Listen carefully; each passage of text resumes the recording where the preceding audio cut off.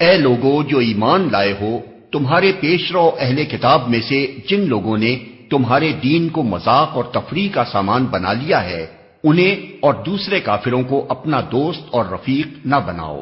اللہ سے ڈرو اگر تم مومن ہو۔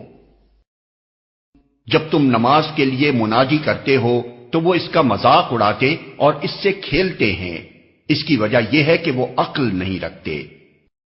ان سے کہو اے اہل کتاب، تم جس بات پر ہم سے بگڑے ہو وہ اس کے سوا اور کیا ہے کہ ہم اللہ پر اور دین کی اس تعلیم پر ایمان لے آئے ہیں جو ہماری طرف نازل ہوئی ہے اور ہم سے پہلے بھی نازل ہوئی تھی، اور تم میں سے اکثر لوگ فاسق ہیں۔ پھر کہو کیا میں ان لوگوں کی نشاندہی کروں جن کا انجام خدا کے ہاں فاسقوں کے انجام سے بھی بدتر ہے؟ وہ جن پر خدا نے لعنت کی، جن پر اس کا غضب ٹوٹا، جن میں سے بندر اور سور بنائے گئے، جنہوں نے طاغوت کی بندگی کی، ان کا درجہ اور بھی زیادہ برا ہے، اور وہ سواء السبیل سے بہت زیادہ بھٹکے ہوئے ہیں۔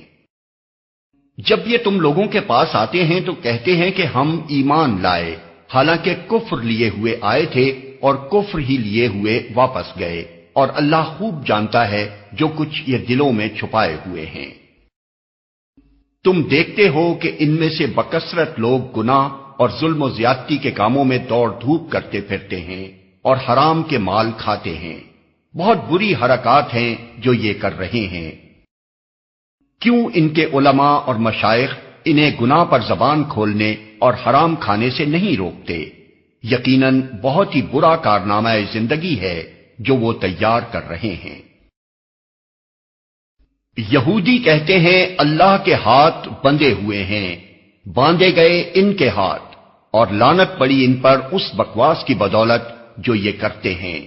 اللہ کے ہاتھ تو کشادہ ہیں، جس طرح چاہتا ہے خرچ کرتا ہے۔ حقیقت یہ ہے کہ جو کلام تمہارے رب کی طرف سے تم پر نازل ہوا ہے وہ ان میں سے اکثر لوگوں کی سرکشی و باطل پرستی میں الٹے اضافے کا موجب بن گیا ہے، اور اس کی پاداش میں ہم نے ان کے درمیان قیامت تک کے لیے عداوت اور دشمنی ڈال دی ہے۔ جب کبھی یہ جنگ کی آگ بھڑکاتے ہیں اللہ اس کو ٹھنڈا کر دیتا ہے۔ یہ زمین میں فساد پھیلانے کی سعی کر رہے ہیں، مگر اللہ فساد برپا کرنے والوں کو ہرگز پسند نہیں کرتا۔ اگر اس سرکشی کی بجائے یہ اہل کتاب ایمان لے آتے اور خدا ترسی کی روش اختیار کرتے تو ہم ان کی برائیاں ان سے دور کر دیتے اور ان کو نعمت بھری جنتوں میں پہنچاتے۔ کاش انہوں نے تورات اور انجیل اور ان دوسری کتابوں کو قائم کیا ہوتا جو ان کے رب کی طرف سے ان کے پاس بھیجی گئی تھیں۔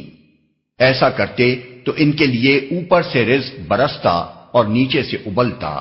اگرچہ ان میں کچھ لوگ راست رو بھی ہیں، لیکن ان کی اکثریت سخت بد عمل ہے۔